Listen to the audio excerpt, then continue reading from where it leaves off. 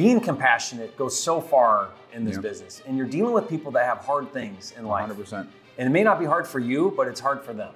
At the foundation, if you're just focused on the conversation you're having, you're showing up present, you're actually listening, those things work themselves out. They'll negotiate for you.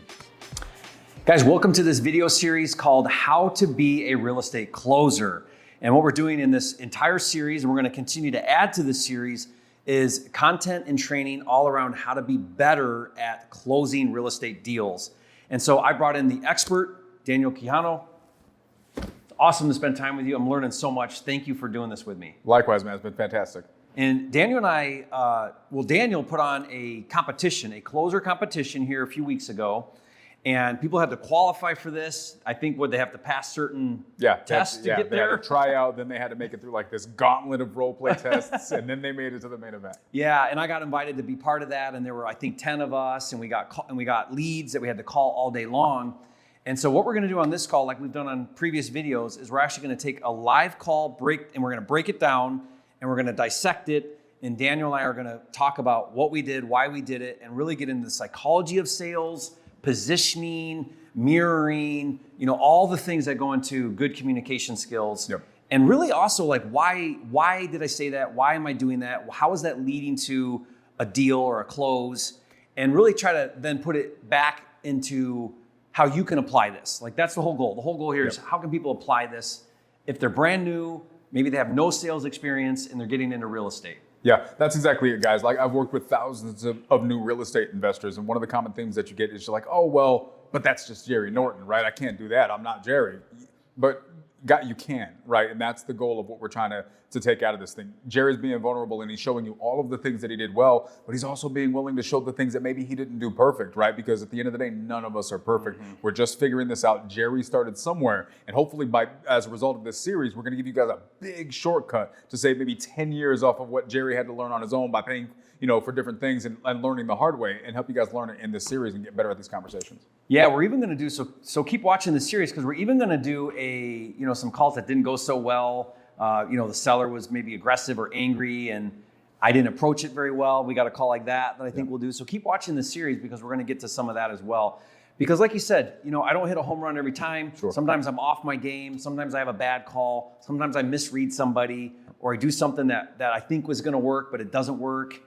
But the one thing I do is I just bounce right back. I just get on another call. Every call is a new day. Yep. Like it's 100%. A new start every single time. Yeah. And here's the thing, guys. If you don't do that, people can tell, right? Here's the thing. If you're not doing face-to-face and you're doing over the phone, you have to make up for a lot of the gap that exists in that human interaction by them not seeing you, right? They can't see your facial expressions, but what they can pick up is your tone. They can pick up on your energy. You got to deliver that. I have a call, Daniel, you'll find this, you should go back and watch it. I'd love to hear what you think of it. But I did this call and I had the camera on, and the call went horrible, and the seller was rude to me and I was rude back, which you don't do, but I was. And I remember that day because I'd been on the phones all day. I was tired and my energy was bad. And I didn't know it until I saw myself on the camera. I tell people, video yourself. Yeah.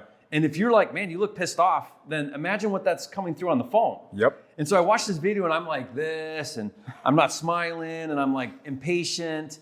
And then I asked the seller a question, and the seller says, now, why would you ask me that question? And I just was like, this is why I would ask that question. And wow. And afterwards I'm like, okay, delete this. This was and then I thought, you know what?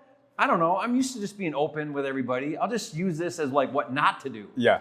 So then I did a breakdown of that call of like, look, guys, watch what I do. That's not what you do. That was really bad. Yeah.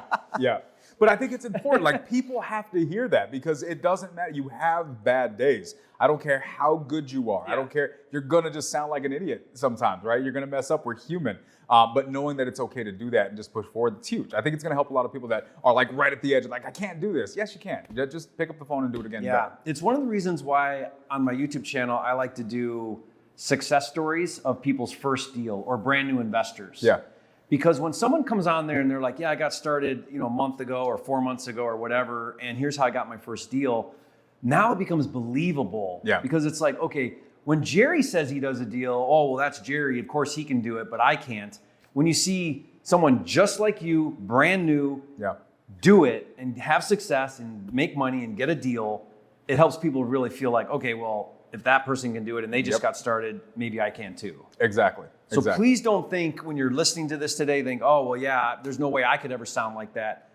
Guys, it's not true, because there are people that come into this industry with no real estate experience and close deals. Yep. I remember the very first time we first started the Nightly Dial, this was 2.5 years ago now. There was a guy, active duty Navy, right?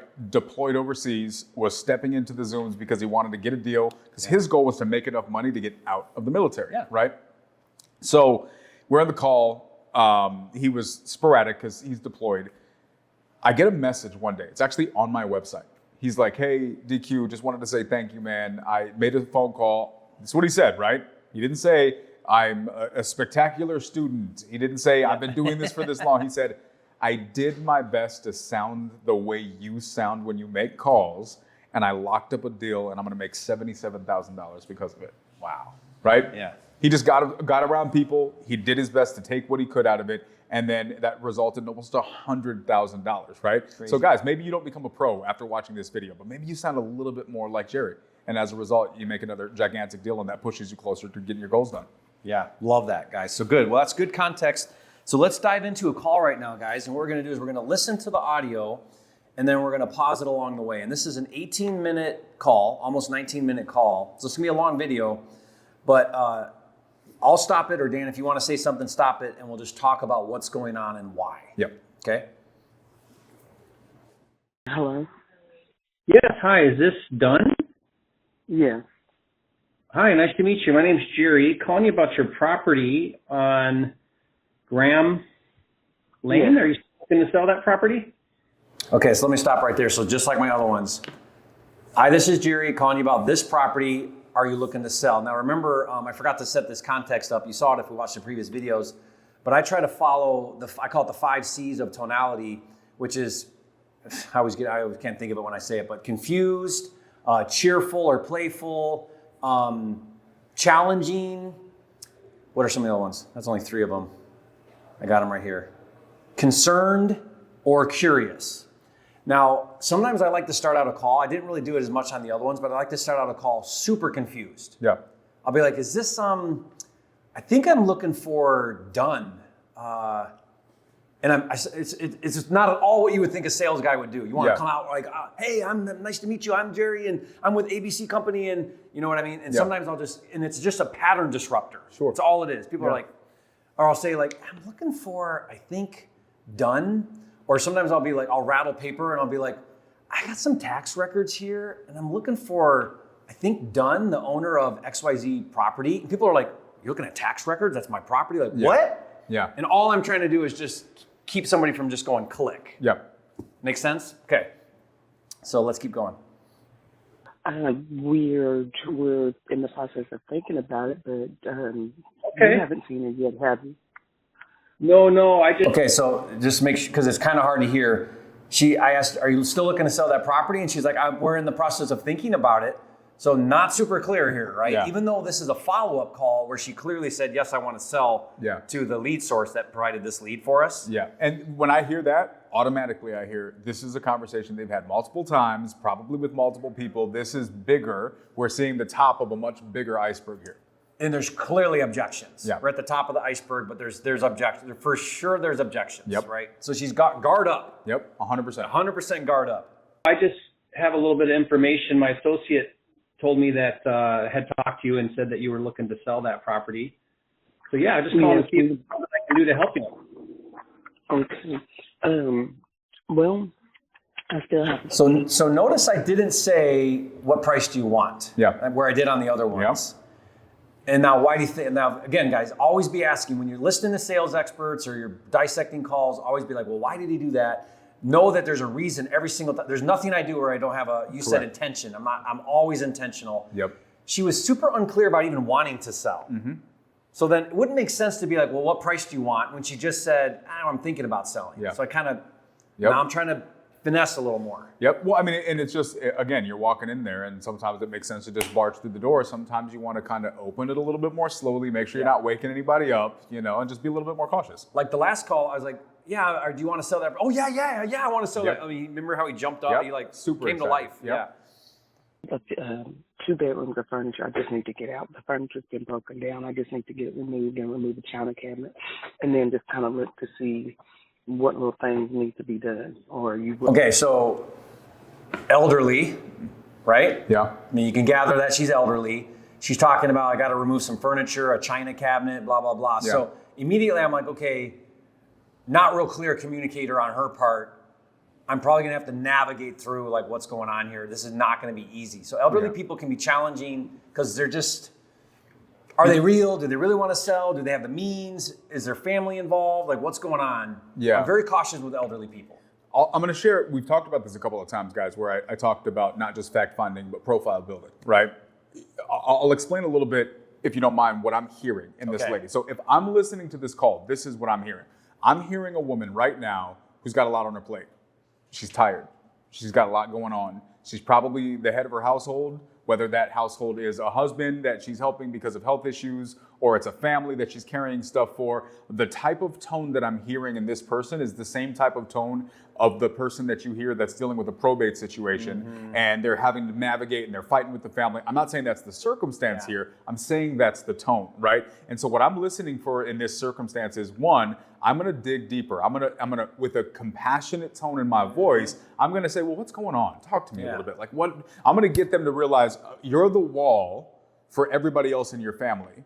I'm going to be the wall for you. I'm going to be the one that you can lean on when things are tough, right? Let me be the sounding board. Come to me, right? Just let that go on me, so you don't have to. You're safe here, right?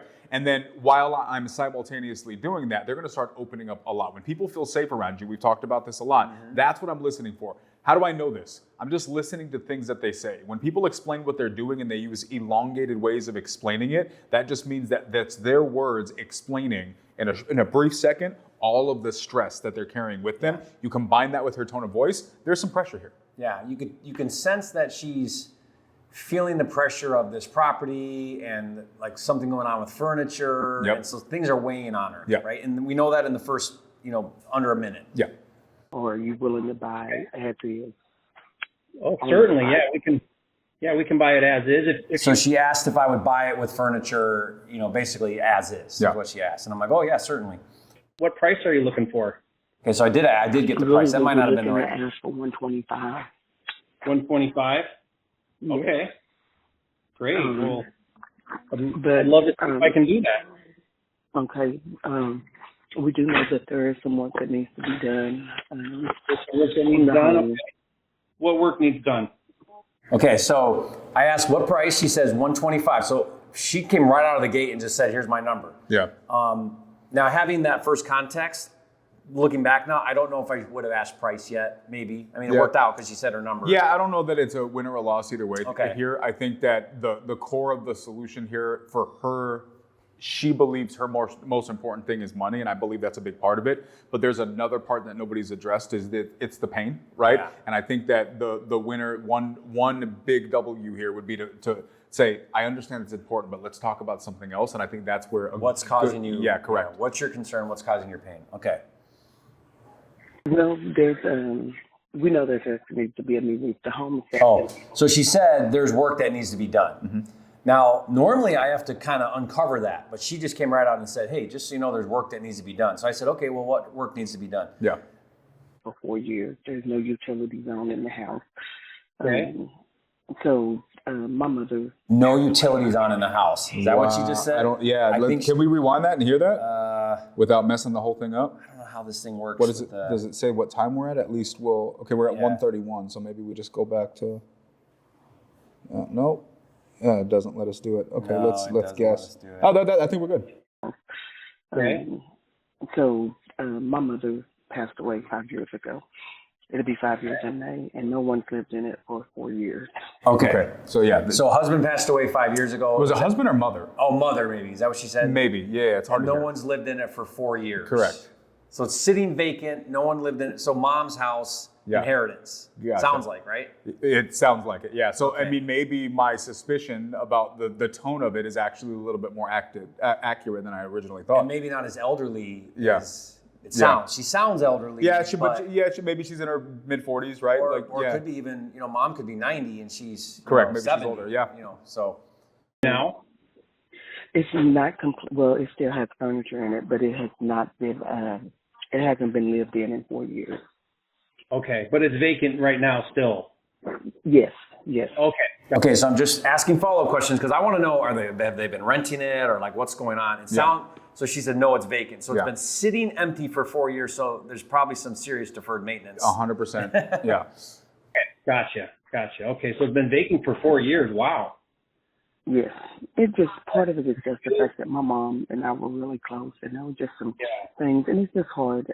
I have been a caregiver for the last 12 years to her and her parents, and so when everyone passed away, I just kind of had to get a break and get out of Waco for a while. I did. I left. I came back.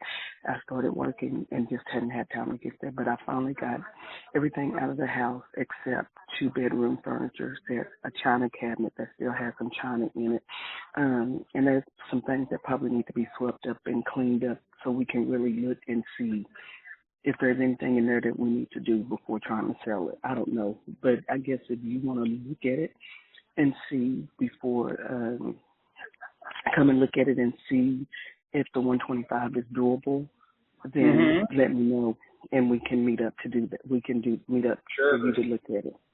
Well, first of all, sorry about your mom. That's Okay.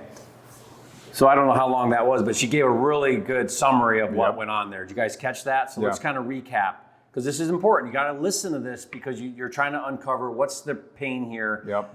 Super close to mom, caregived for 12 years. Mom passes. She says, I left. I came back. I just needed to get a breather. So clearly this wore her down taking care of mom. And you know what? I lost a brother and helped with that through cancer. He was young, but like, anybody who can relate to caregiving for an elderly person, that's hard. Yeah, it's a lot. It's a lot. 24 it's hours emotional, and you're losing a loved one, especially if you're close. Yeah. And so she just needed to get away. But here's this property. She knows it's sitting there, and that she needs to do something. She goes back to the property, does some cleanup, like, oh, we cleaned it out, but there's still stuff in 2 rooms and a china, and it needs swept and this and that. So all of this is just weighing on her. Yeah. Here's the thing, guys. Like, notice we talked about profile building, so I'm going to keep hammering this in because it's super important. At the beginning, I had a suspicion based on a couple of the things that I heard in her voice. I haven't listened to this call before. You're not always going to get it right, guys. I'm not always right. But why is it important to potentially see if you're on the right path? Because it frames the way I approach my conversation. So I'm approaching this, right, with a little bit more concern in my voice, and it comes to find out that in this situation, it's exactly that. She is tired. She did have a probate situation, right? In this circumstance, it's a little bit different because there wasn't necessarily drama with the family that we know of yet, but it was such a tough situation with her mom that she had to walk away from the house. It sat there vacant. Now she's back readdressing it, and she's going through all this stuff. So a lot of those emotions are coming back up, and you can hear that in her voice, which is, even though she mentioned the 125 being important, I think we can all agree that what's more important is her also getting the peace of mind that's going to come with selling this big piece of her life. Yeah, and so my response after she explains all that is, first is, sorry about your loss. Yep. Right? Because more than anything, if we get a deal or we don't get a deal, when you lose somebody you love, that's hard. It's hard. And man, I'm sorry you went through that. That's tough. And so being compassionate goes so far in this business. And you're dealing with people that have hard things in life. 100%. And it may not be hard for you, but it's hard for them. I've heard so many people on calls, somebody said that their family member just passed away. Oh, that's too bad. So tell me about the roof. Yeah. Missed opportunity to show some empathy. 100%. Well, first of all, sorry about your mom. That's really tough. Yes, very tough, but thank you so much. Did you grow up in the house then? Yes, I did. Great question. Great question. So why would I ask that question? Does it matter? Does it help me do a deal? No. It's just, I'm trying to draw out her emotion to this property. You're sounding like a human who actually cares. Yeah. What a concept. Yeah, right? Yeah. Yes, I did. Wow, so you got a lot of memories there. Very much. And then my house that I'm living in is right around the corner. 30 years later, me and my husband moved back into the neighborhood. Okay. I moved back into the neighborhood around the block, and my mother and her parents died in my home that I'm currently in right now. Okay. Now on this home here, are you the owner though, or is your mom the owner? With my mother being deceased, my mother was the owner of the home, but there was I have two siblings. I have a mentally handicapped brother, and then I have a sister. We're all, well, my brother really doesn't have much say, but we're in agreement on selling, just so long as he has somewhere to stay and that, we can take care of him. Okay, so again, like this comes back to just a depth of understanding of real estate. When it's mom's house and mom passes, immediately you should be asking yourself who's on title, who has the right to sell this property. Was probate done? Was probate done? Yeah. Has it been done properly? Was there a will? Are you the executor of the will? Do siblings need to agree? Yeah. Probates and inheritance properties open up a whole can of other things. Yep. So, and that's definitely what's going on here is now this is an inheritance and there's multiple people. Yeah, and guys, be really, really cautious when you ask these questions. Again, one of the easiest things to do when you're new at this is to steer away from the uncomfortable questions because you don't want to feel like you're touching on that. This is another reason why empathy is so important, because once you've been empathetic and you're a human, it's that much more acceptable for you to ask the important questions because you will spend 20, 30 days going down a deal that just can't get done because there's this one uncle or brother who just refuses to sign and you didn't address that early on. So just make sure, it's important to really just make sure that everybody's clear at the beginning if you can. I did a call one time, Daniel, where it was a similar situation, but the son that I was talking to that was selling had been the sole caregiver for mom. Okay. And the rest of the siblings didn't do anything. Now this is his perspective, right? Sure, so who knows what? Yeah. But according to him, he took care of mom. He's done everything, and no one else in this family has helped out do one thing. And so he just needed a shoulder to cry on and vent. So for a half an hour, this guy just vented, and he was in tears over it all. And I just listened, and we didn't talk about anything. And after about a half an hour, he says to me, "Well, you know what, Jerry? I'm going to sell you this house." Wow. And like we didn't talk about price or anything. And he just felt like somebody finally listened to him. And he just wanted someone to listen to him. Probably for the first time in decades is how he felt. And when he told me it, I was like, man, that must have been hard. I can't even imagine you doing all the work and your siblings not helping out. And now they want to, because what his problem was is they all want to sell the house now and they all want the money. So now it's like sharks in the water because there's money. Yep. And that happens all the time in families. 100%. People come out of the woodwork when there's money. Yep. Okay, so let's see where we go with this. Yeah. I currently take care of him. Gotcha. Yeah. When your mom passed, did you have to do probate, or how did you handle the estate? Actually, well, since it's been over 4 years, we did an affidavit of ownership. We were able to sell some other property that she had. Okay. And so we haven't had any issues with getting anything sold. Okay. So she sold and she sold other properties. So I think clearly they're out of the woods of all of that. And that paints a picture that the family's on board. It seems like they're able to get through to the deal, right? So this is helpful. Yep. One thing I'll point out there though, like if we were to go, it's hard to rewind this, but if we were to go back and listen to that, I'm asking probing questions that are important to get to the bottom of things, but I'm slow. Yep. I'm kind of like, the compassion in your tone. There's a tone now where I'm like, oh man, did it go through probate? You know, and I'm trying to be sensitive. Tonality matters, guys. Like I promise you, to sit there and really spend time learning that, because here's the difference.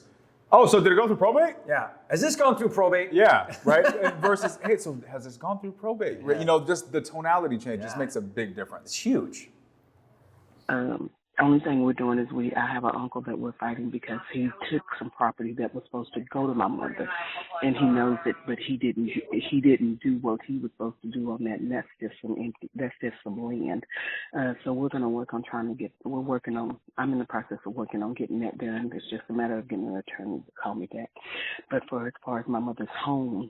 So some internal drama, an uncle with an investment property, not this and not that. And again, when a parent dies and there's assets and it's not real clear, siblings I've seen this destroy families over inheritance property.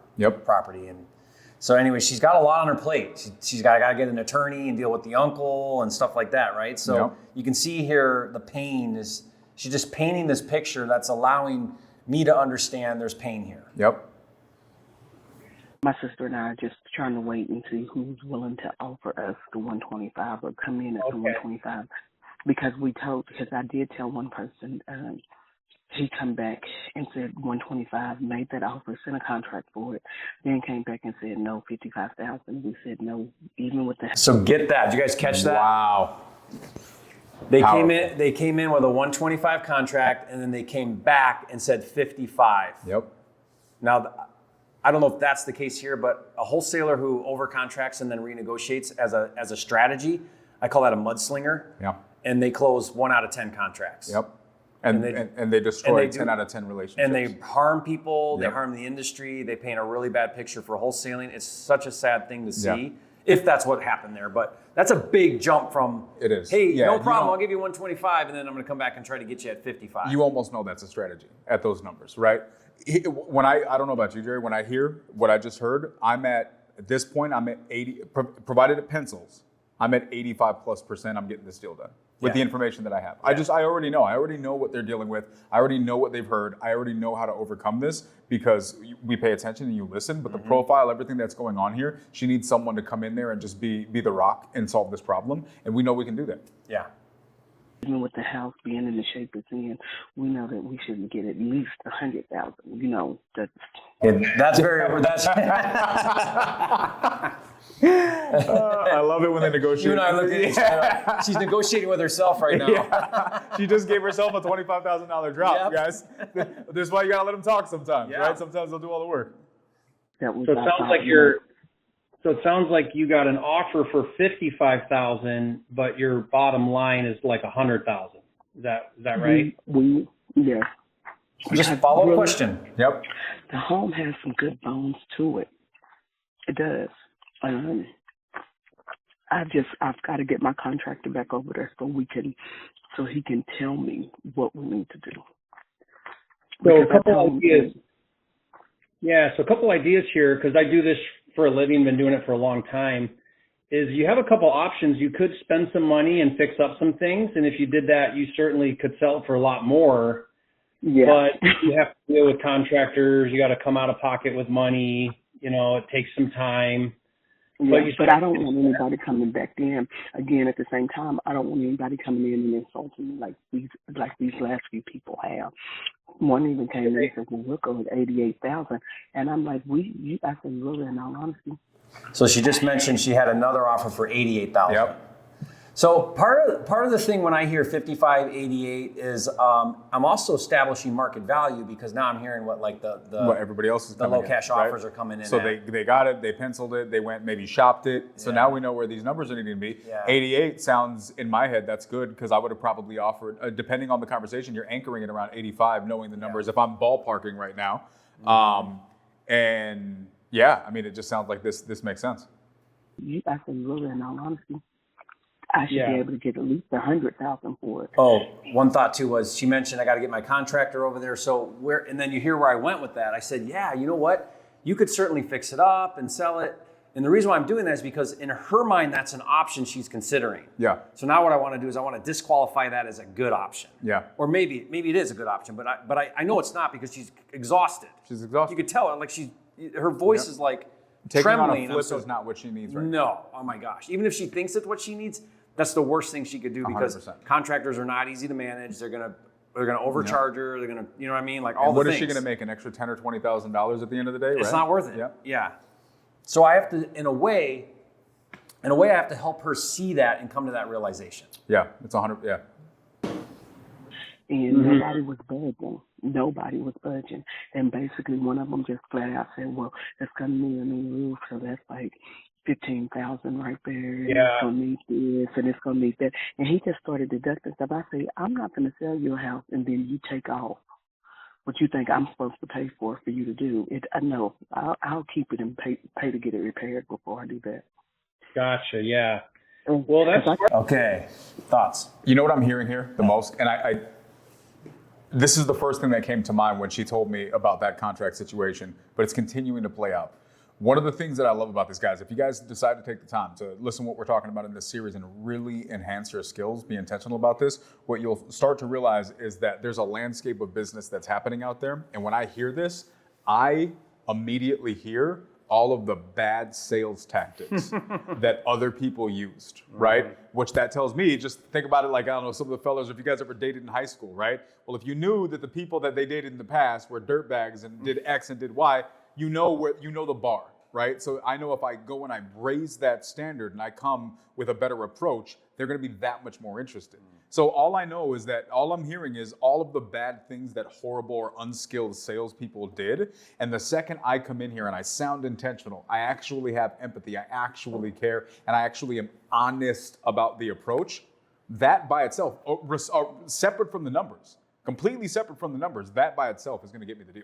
Yeah, that's giving you an unfair advantage, a competitive advantage over everybody else who's really botched this up. Because what did we talk about before? At the end of the day, where are people most excited? They're not, we said this in the other video, guys, they're not excited as much when the deal gets funded as they are as when the deal gets signed, because something happened there, right? And what we're doing is we're building the deal signing experience right now. Yeah. Well, that's smart. If I start repairing it, because I actually told this one guy, he called me because he called me again, and I told him, I say, now that it's completely empty, you're more than welcome to come and look. Well, the furniture, there's still some furniture in there, but yeah, but I wouldn't worry about that. The furniture doesn't really matter. That's easy. We like to buy it just how it is, hassle-free. You don't have to do anything, fix anything, and get you some cash in your pocket. You can move on with life and not have to worry about this property anymore. Yeah, I mean, and that's what my mom wants. I'd love to be able to help you out on it and see if we can do something. Okay. Tell me again, you got an offer for 55, then did you say you got one for 88 as well? Yes. Well, no, there's no contract. The house is not under contract. No, but somebody offered you 88. Yes. And okay. I even told him I felt like that was an insult. 88 was an insult. Yes. Yeah. So the minimum. I've seen houses. My mom's house is bigger than these newer houses that they're building in Waco for $300,000, and you're only going to offer me $88,000. Come on. Right. Yeah. So I'm just taking a look right now, but I just want to make sure I'm understanding you. If you got an offer for $100,000, would you take that and be willing to move forward? Yes. Yes, okay. My sister and I would be willing to do that. Okay, so that's going back to that. If I could, would you? Yep. If I could, would you? Yep. If I could make you an offer for $100,000, would you take that right now? Mm-hmm. Now she told me I at least want to get 100. Yeah. So I'm just trying to see if she's. At this point, I still don't know. Like, are you really willing to let go of mom's house, or like, are you serious? Because you've talked to a lot of people. Yep. Like, how serious are you? So I'm just trying to find out. Like, are you for real ready to do something? Because maybe she's not. Maybe she's just not gonna pull the trigger. You know what I mean? Yeah. And guys, like, again, this is another example in another one of these calls where, without negotiating at all, just by listening and asking good questions, the price is getting reduced. Right? Yeah. You didn't have to ask for a $25,000 reduction. She offered that because you were asking the right questions. Yeah. We go from there, but I know that once I start working on it, if I get in there and I go ahead and get the roof fixed, I definitely going to be asking for more money, since I'm, or if there's any other big major repairs that I go in and get done and fix, I'm definitely going to be asking for more. But but if you didn't do any of that, if you could just get 100,000, be done with it, close in a couple of weeks, have that 100,000 cash in your pocket, so you don't have to worry about the roof and contractors, and that's all tough, right? Contractors are hard to find. Good contractors, They take a long time. You're gonna have to put a bunch of money into it. It sounds like you just want to get rid of it and get some cash in your pocket. Yes, because like I say, I do take care of my mentally handicapped brother. Well, here's what I'd love to do. I think could work. Is and tell me, did I have your name wrong? Is it LaMonica? Are you LaMonica? You got it right. Mm-hmm. Okay, you're LaMonica. Yes. Okay, so LaMonica, what I would do is I would just send over an agreement to you, real simple agreement that says we're going to pay $100,000 as is. You don't have to do anything. I'll even pay all the closing costs, so that doesn't cost you anything. You don't have to clean out those other bedrooms. You don't have to do anything. I'll make it super easy for you. No, I need to get the furniture out. I do want the furniture. Okay, yeah, if you want it, that's fine. Yeah, if you want it, that's fine. But I'm just saying, I just want to make it really easy for you, so you don't have to worry about all that. But if I did 100,000, the only thing I would ask for is a few days of due diligence where I can just come over there, take a look, do a walkthrough. And really what we're looking for is just make sure nothing's going on like a foundation issue or anything like that. And as long as I can definitely tell you no foundation. I can definitely tell you that because the other two guys that looked at it said, well, there is no foundation issue. But I know that, Just so we're clear, at this point, the deal's already done. I don't have to hear anything else in this conversation to know that the deal is done, right? Well, we're going to listen to it, but just so you guys know, there's certain ways that the tone starts changing in the seller's voice, where they're just they're future projecting the conversation, and you're already getting. So the fact that the foundation's fine, right? This deal's done. And I know at 100, I might be overpaying because we know there was a 55 and an 88. But I'm also, I remember on this call, I don't have it up in front of me obviously right now, but I remember I was pretty excited about the comps and the value. So 100 felt like a deal, but I also am a little leery of it because I'm not seeing this and I don't know how bad this house is. I mean, we know a roof, we know some issues. It could be hammered and there's no way 100 works. So that's why I may need to renegotiate, but I never go in to renegotiate. And I also, if I do renegotiate, I make it crystal clear up front. Thank you. So what I'm telling her is I'm saying, hey, I do need some contingency. I do need some inspection contingency so we can get over and take a look at it. And then I don't know if I do it here, but normally what I'll do is I'll say, and look, if we get there and we see a bunch of things that we're not seeing now or that I'm not unaware of, and the 100 doesn't work, I'm going to let you know right away. And now what have I done? I've told them, let's agree on 100, but hey, if something's going on here that I can't see right now when we're just talking on the phone, I'm going to let you know. So I'm not going to wait till the last minute or do any kind of like gotcha or bait and switch or anything like that. I'm going to be super clear and upfront with you. And so when you go in telling people, I need to do an inspection, and pending the inspection, we'll move forward or we won't. And you're clear about that, that's ethical. And guys, it goes such a long way. First of all, it's going to be powerful in this conversation because she already had an experience where somebody did this to her without the integrity, it sounds like, right? So walking in integrity out of the first of all, it's the right thing to do.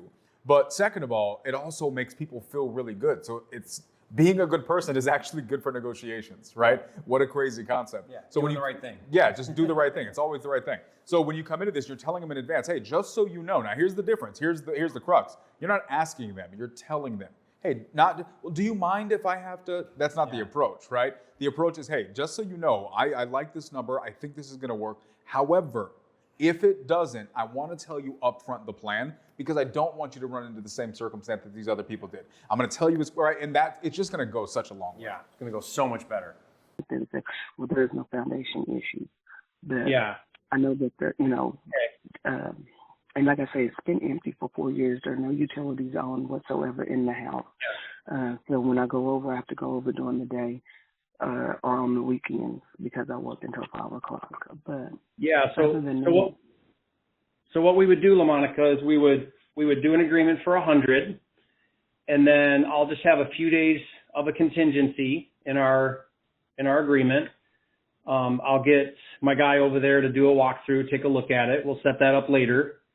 And then as long as everything checks out and we can go forward, if by some chance it doesn't, I'm not looking at the inside right now or anything, but if by some chance it just needs way too much work, then I'll let you know right away and we can maybe come up with another plan and go from there. Because I do want to get you the most you can get for the house. Obviously, I want you to win and feel like you got all the value that you deserve from the house. The investors that are coming in at like the 55 and the 88 and stuff, I get it because they're trying to probably buy it low enough where they can put a lot of money into it and fix it up and flip it and make a profit. And the neighborhood that it's in and where we're at is pretty good. I mean, it's a neighborhood that. So I'll stop right there. So again, that's what we just talked about. I'm setting the tone so that if for some reason this thing is really bad, and not only does it need shingles, but it needs plywood and everything, and there's water damage, and I mean, who knows, right? If it's really bad, then I'm setting the stage. I'm setting the tone with the seller. I'm upfront. I'm honest about what I'm doing. I'm letting her know how I'm going to approach that. And that's just just having really strong ethics with sellers. 100%. And you do it with such confidence that, again, like look at the tone, guys. Look at the consistency throughout all of Jerry's calls. You're always in control of this conversation. And so there's really not much you can say that's gonna make them scared, because you say it in such a way that they're like, well, this guy sounds like he knows what he's talking about. So yeah, it's fine. That's just part of the process. Mm-hmm. Yep. Some people are wanting to get into, because the houses are very good compared to where me and my husband have already lived. Those Yeah, it looks like, I'm living in a house. Is it a brick exterior? Am I looking at that right? Yes. Yes. Yeah, it looks like a nice little house. Nice street, nice brick house. It's 3 bedrooms. Neighborhood is nice. Yes, it's 3. Well, no, there's actually a room on the back. The garage was converted into a room. So the home is probably about 1,600 square feet. Because the garage was converted into a room when I was 8 years old, and then my mother added on a room. Okay. Well, that's fantastic. Let's see if we can get that done then. I'm gonna have my helper reach out to you as soon as we finish our call. Okay. But they're going to reach out to you, and they're going to put together an agreement and send it over to you. Let me just confirm that I've got your email. Now, I remember when I was looking at this, I think I was comping this thing at like 250 or something. Like 100 felt like a really good buy and really good value. Yeah, it So sounds I felt like I was buying right. Yeah, it sounds like it. Yeah, and I mean, like this, if you really want to get creative in a situation like this, there's a bunch of moving parts. You can always do like an option agreement, right? If you really want to, just to kind of be safer. I also take stuff down, so I might take it down, fix it up. I might take it down, resell it. Yeah. You know. Yeah. Yeah. So I have a lot of different exit strategies. Yeah, I mean, it's just another great example, right? Like when you walk into the conversation, you actually focus on the conversation you're having. You have the active listening. You walk in the empathy. You make people feel safe.